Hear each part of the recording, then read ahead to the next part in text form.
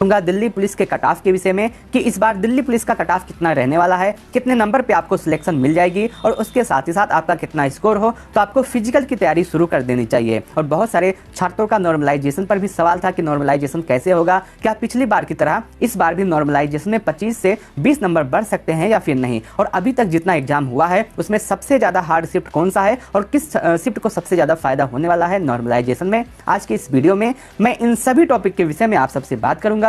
मैं उम्मीद करता हूं कि आप सभी लोग इस वीडियो को लास्ट तक जरूर देखेंगे।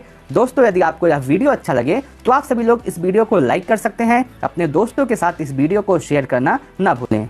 दिल्ली पुलिस कांस्टेबल के 7,547 पदों पे आपकी वैकेंसी आई थी और जिसके लिए 32 लाख प्लस छात्रों ने इसमें आवेदन किया था। लेकिन ये आवेदन करने वाले छात्रों की संख्या है, पेपर देने वाले छात्रों की संख्या इससे बहुत ही ज़्यादा कम है, क्योंकि बहुत सारे छात्र ऐसे हैं जो एग्जाम देने नहीं गए हैं और बहुत सारे छात्र ऐसे हैं जिनका सेंटर बहुत ज़्यादा दूर था, इसलिए वो एग्जाम देने नहीं गए। आपकी जो प्रश्न आए थे आपके एग्जाम में, ना ये बहुत ज़्यादा हार्ड थे ना ही बहुत ज़्यादा इजी थे। आपको एग्जाम सेंटर में बहुत सारे छात्र ऐसे मिल जाएंगे ये कहते हुए कि आपका पेपर बहुत ज़्यादा इजी आया था, बहुत ही हलवा पेपर है, ऐसा बिल्कुल भी नहीं है। आप ऐसा कर सकते हैं कि जो रीजनिंग का प्रश्न आया था ये बहुत ज़्यादा इजी था, जो मैथ का प्रश्न आया था ये इजी था, लेकिन जो जीके जीएस का प्रश्न आया था ये इजी नहीं था। अच्छे लेवल का क्वेश्चन पूछा जा रहा है, यहाँ तक कि जो बच्चा पेपर दे के आता है वो ज़्यादा से ज़्यादा आपको 25 क्वेश्चन बता सकता है कि 25 क्वेश्चन जीके जीएस को याद है, या फिर 26 या फिर 27, इससे ज़्यादा नहीं बता सकता, क्योंकि बच्चों को वही प्रश्न याद रहते हैं जो थोड़े से आसान होते हैं, जिन प्रश्नों को बच्चों ने पहले देखा था, और जिन प्रश्नों को बच्चों ने पहले नहीं देखा था वो उनको याद नहीं रह जाते हैं। इसलिए आप कह सकते हैं कि ज़्यादा से ज़्यादा 28 या 30 प्रश्न करने लायक थे, उसके बाद जितने भी प्रश्न थे वो आपके हार्ड आए थे। मैं आपको बता दूं कि ओवरऑल जो पेपर था वो मॉडरेट टू हार्ड आप कह सकते हैं, जिसमें आपका जो जीके जीएस का सेक्शन था ये आपका हार्ड था। इसमें अच्छे लेवल के प्रश्न पूछे गए थे। जो आपका स्टैटिक का जितना भी पोर्शन था वो सभी अच्छे क्वेश्चन थे स्टैटिक के।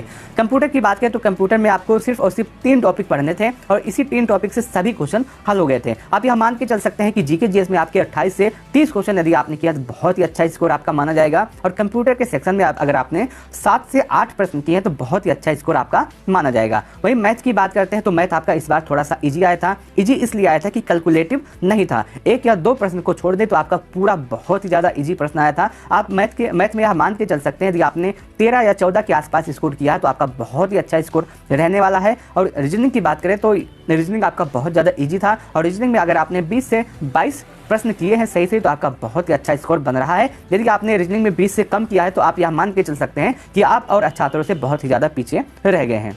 और इस हिसाब से अगर हम देखें तो आपका स्कोर लगभग 65 से 74 के आसपास बन रहा है, तो आप पूरी तरह से सेफ इस बार रहने वाले हैं। अगर आपका स्कोर 65 है तो आपको फिजिकल के लिए अवश्य बुलाया जाएगा, और यदि आपका स्कोर 74 के आसपास है तो आपका फाइनल सिलेक्शन भी हो जाएगा। अब बात करते हैं कट ऑफ के विषय में कि आपका कट ऑफ कितना रह सकता है, कितने नंबर पे आपको फिजिकल की तैयारी शुरू कर देनी चाहिए। सबसे पहले हम बात करते हैं मेल कैंडिडेट की कि मेल कैंडिडेट का कट ऑफ कितना रहने वाला है। यदि आप जनरल हैं और आपका स्कोर 65 के आसपास है तो आप निश्चिंत हो जाइए, आपको इस बार फिजिकल के लिए अवश्य बुलाया जाएगा। यदि आप ओबीसी हैं और आपका स्कोर 62 के आसपास है तो आपको फिजिकल की तैयारी अवश्य शुरू कर देनी चाहिए। यदि आप ईडब्ल्यूएस हैं और आपका स्कोर 60 के आसपास है तो आपका सिलेक्शन आपका फिजिकल के लिए अवश्य बुलाया जाएगा, आपको फिजिकल की तैयारी अवश्य करनी चाहिए।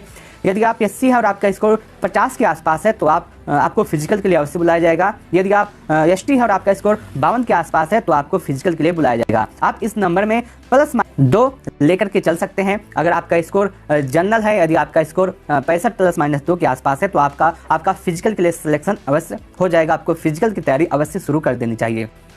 और वहीं यदि आप फीमेल हैं और आपका स्कोर जनरल से 50 के आसपास है तो आपको फिजिकल की तैयारी शुरू कर देनी चाहिए। ओबीसी से यदि आपका स्कोर 47 के आसपास है तो आपको फिजिकल की तैयारी शुरू कर देनी चाहिए।